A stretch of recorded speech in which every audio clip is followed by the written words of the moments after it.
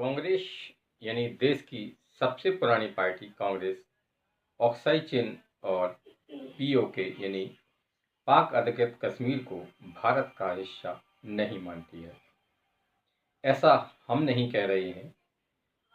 कर्नाटक में कांग्रेस की सीडब्ल्यूसी यानी कि कांग्रेस कार्य समिति की चल रही बैठक में जो पोस्टर लगाया गया है उसमें पी पाक अधिकृत कश्मीर यानी पीओके और ऑक्साई चिन गायब है। भारत के नक्शे से इनको अलग दिखाया गया है। नमस्कार, संजय एक्सप्रेस न्यूज में आपका स्वागत है। चैनल को सब्सक्राइब कर बेल आइकन जरूर दबाएं।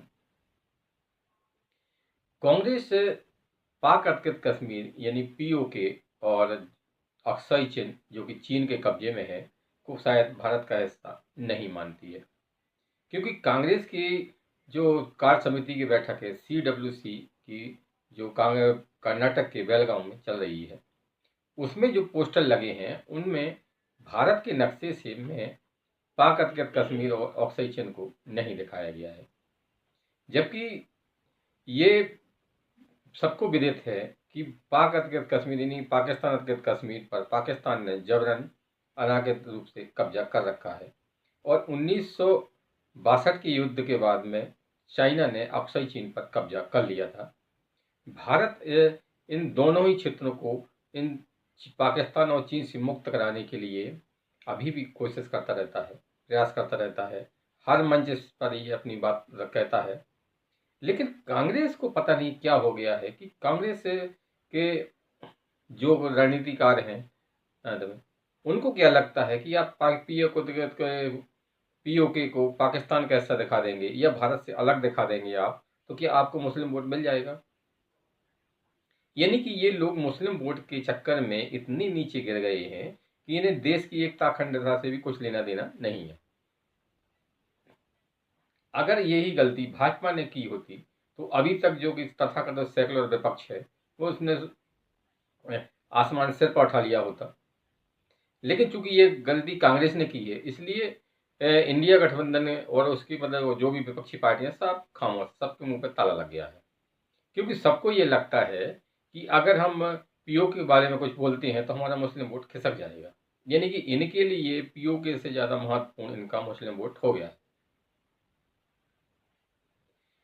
कांग्रेस देश की सबसे पुरानी पार्टी है।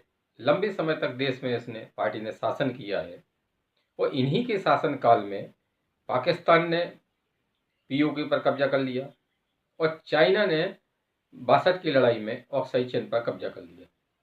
जब भारत चाइना के युद्ध हुआ था तब पंडित जवाहरलाल नेहरू जी प्रधानमंत्री थे और पाकिस्तान के बाद 1947 में भी जब वो कबाइलों में भारत पर कश्मीर पर आक्रमण किया था तब भी नेहरू जी ही प्रधानमंत्री थे। यानी कि इन्हीं के शासनकाल में ये दोनों भूभाग भारत के हाथ से बाहर निकल गए और अब यही पार्टी ऐसी कोशिश कर रही है, यानी कि ऐसा दिखा रही है कि जैसे इनको पीओके से और ऑक्साई चिन से कोई लेना देना ही ना हो।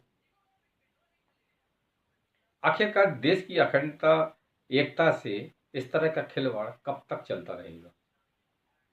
पीओके भारत का हिस्सा है, ऑक्साई चिन शायद जो जमीन भारत पर की जमीन है वो चाइना ने अधिकृत रूप से कब्जा कर रखी है, उसको आज नहीं तो कल इन दोनों देशों को खाली करना ही पड़ेगा।